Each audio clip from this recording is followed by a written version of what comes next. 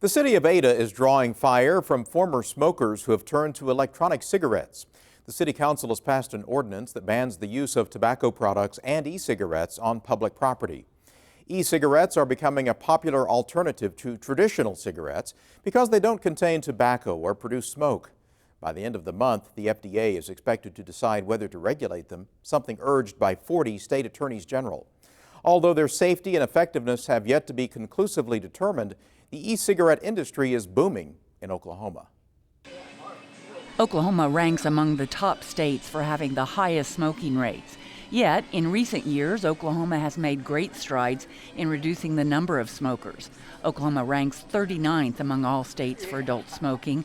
The State Department of Health says that is a significant improvement from 47th the year before.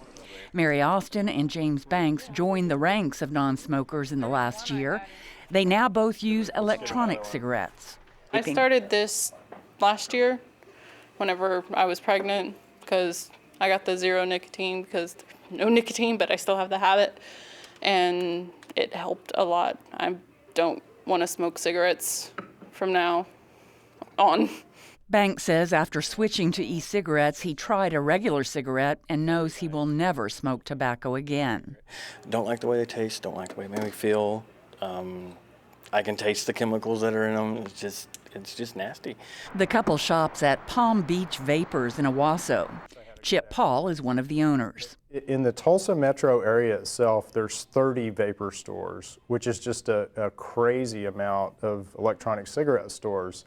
We were recently in Las Vegas, Nevada, where there's like 2. I know in Dallas, there's like 6 or 7. In Austin, Texas, there's 1. We were in Atlantic City, there's 0. Paul says they now have another store in Bixby and are starting to sell franchises because of the demand for e-cigarettes. We've immediately sold all of Oklahoma, the rights to all of Oklahoma, the rights to Arkansas, the rights to Texas, and then we've sold about 10 territories in California. Joe Vogel and his wife opened up Native Mist in downtown Tulsa 2 years ago.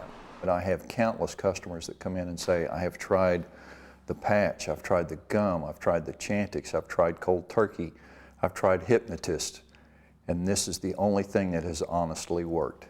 Cassie Cornett is a customer. However, she has never smoked. Cornett comes in to buy nicotine refills for her boyfriend's e-cigarette. Were you dating him when he was smoking? Yeah. Did that bother you? Oh, yeah. Yeah, because I'm allergic to cigarette smoke. So it really did bother me. So it helped your relationship that he switched out? Absolutely. The verdict is still out on e-cigarettes in the medical community. Dr. John Hervert is an internist at OSU Medical Center in Tulsa. He believes e-cigarettes are safer than smoking tobacco. If you can get people to stop smoking, you can reduce that morbidity and mortality, and it should be a good thing. The only problem is we don't know what's exactly the end result of these e-cigarettes, and so for right now, it looks like a good thing. Dr. Hervert supports FDA regulation of the industry. What that'll prompt is studies to look at, one, are people actually cutting down on the amount of nicotine and tobacco? And 2, is there any long-term or short-term side effects? The FDA plans to decide this month whether to expand its regulatory authority beyond conventional cigarettes and smokeless tobacco to e-cigarettes. Because the e-cigarette industry is unregulated, minors are not prohibited by law from buying them. We definitely are supportive of age restrictions. We have our own corporate age restrictions where we do not sell to minors. I mean, we won't sell any product to anybody under 18 years of age. We ID people. We just don't sell to anybody under 18. I don't know of any vape shop in northeastern Oklahoma that does, and as far as I know, they all won't. E-cigarettes, bad or good? Bad. Corey Love is a tobacco prevention and control coordinator for the Tulsa City County Health Department. He's concerned that e-cigarettes will lead young people into a life of nicotine addiction. Our youth have doubled the use. Middle school students have doubled the use of electronic cigarettes. So they're being marketed with all the different flavors and all these things. Love says some people continue to smoke at home and only use e-cigarettes when out in public. They are pretty much advertised and marketed as a cessation device, in which they are not. Once again, they haven't been studied. We don't know the long-term research of them. And so even as the health department, we do not recommend them, period. Paul believes people are successfully using e-cigarettes as a tool to quit smoking and has seen a success rate among customers of 90%. He's one of them. I was 3 to 4 premium cigars a day. And since I've been vaping, I mean, I feel much healthier, I mean, much better. And it's been a real easy transition to get off the tobacco. Love is concerned about secondhand vapor. Because we don't know what that vapor is emitting and how it's going to affect the individuals long term. Paul believes the vapors exhaled by his customers pose no risk to others. But we mix our own, and we know exactly what's in ours. So it's food additives is all that's in it, with a little bit of nicotine. So we have a additive called vegetable glycine. We have another additive called propylene glycol, and then we have food flavoring and nicotine in various strengths. The big substance that they use is, I think it's propylene glycol, which is in a lot of food additives. So a lot of times we ingest it already, we just don't know it.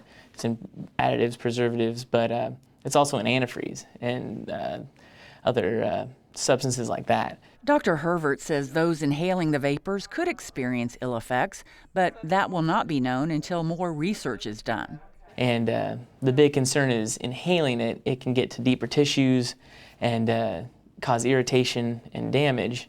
And anytime you do that to the body, there's a concern for what it could lead to in the future. Hopefully they're doing studies and they'll come out with all the rights and wrongs of it, but I know this has got to be a whole lot better than me than taking in all that tar and nicotine I was taking in with a cigarette.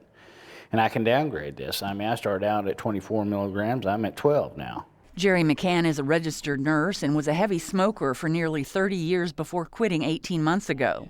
The smoke-free policy at the hospital where he works includes a ban on the use of e-cigarettes. Many other institutions and businesses are following suit. They're having a slight issue with it. They're about to go, no tobacco at work, and they're claiming this as part of it, and I'm like going, that's no different than a nicotine patch. So I'm going to argue this. The Oklahoma State Department of Health only endorses traditional cessation products like nicotine gum, lozenges, or patches, and encourages smokers to get counseling from the state's Quit Now helpline. On Thursday, Oklahoma State University delayed a proposal to ban e-cigarettes on campus, saying the proposal was not submitted through the normal channels.